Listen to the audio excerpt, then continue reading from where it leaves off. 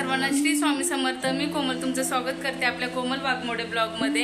तर आज मी बनवणार आहे सुंठवडा, माखन आणि पंचामृत बनवण्याची ही जी एक विशिष्ट पद्धत आहे तीही मी तुमच्यासोबत शेअर करणार आहे।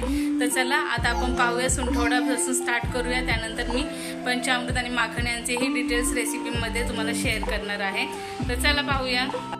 तर इथे मी सगळ्यात पहिल्यांदा साहित्य घेतलेलं आहे, खिसलेलं खोबरं घेतलेलं आहे, तीळ घेतलेले आहे, धणे घेतलेले आहे, त्याचबरोबर बडीशोप आणि काजू बदामही घेतलेले आहेत आणि थोडीशी साखर चवीपुरती। आता याच्यामध्ये मी इथे सर्वात पहिल्यांदा इथे तवा ठेवून घेतलेला आहे गॅसवर आणि त्यानंतर मी थोडेसे काजू बदाम शॅडो फ्राय करून घेतलेले आहे। त्याचनंतर मी थोडेसे जे धणे आहेत ते धणेसुद्धा थोडेसे भाजून घेणार आहे। त्याच्यानंतर बडीशोप त्याच्यामध्ये टाकलेले आहे। हे सर्व मी एक चमच्याच्या प्रमाणामध्ये घेतलेलं आहे, आपल्या 1 टीस्पूनच्या प्रमाणामध्ये। त्यानंतर याच्यामध्ये तिळही मी टाकलेले आहे, तिळही छानसे असे थोडेसे लालसर होईपर्यंत परतून घेणार आहे।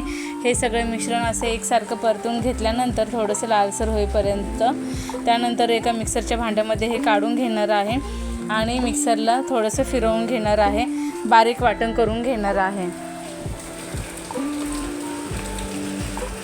काजू बदाम बडीशेप आणि आपले तीळ आणि धणे हे सगळे एकत्रित वाटून घ्यायचे। त्यानंतर खोबरं थोडंसं मी लालसर होईपर्यंत परतणार आहे। जरा लालसर होईपर्यंत छान असं भाजून घेतल्यानंतर त्याचा सुवास चांगला मस्त असं दरवळतो। ते सर्व मिश्रणाचं ज्यावेळेस वाटण केलेलं तेव्हा एक छान असा सुगंध दरवळत होता घरामध्ये। आता हे खोबरंही मी लालसर होईपर्यंत भाजून घेतलेलं आहे। त्याचबरोबर मी बाजूला अख्खी सुंठ होती तीही बारीक करून घेतलेली आहे खलबत्त्यामध्ये।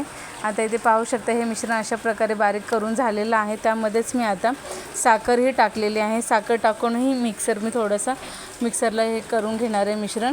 त्यानंतर मी याच्यामध्ये सुकं खोबरं ॲड केलेलं आहे लालसर भाजल्यानंतर। तर पाहू शकता अशा प्रकारे आपला सुंठवडा तयार झालेला आहे खाण्यासाठी।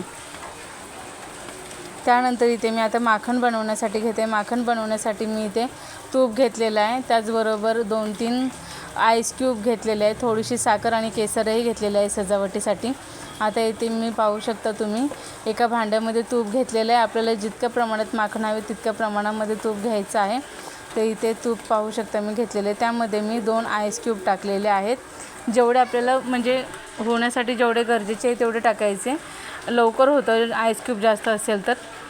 आता अशा प्रकारे हलवून घ्यायचं, मिश्रण सर्व हलवून घ्यायचं आणि त्यानंतर आईस क्यूब त्याच्यातून काढून घ्यायचे।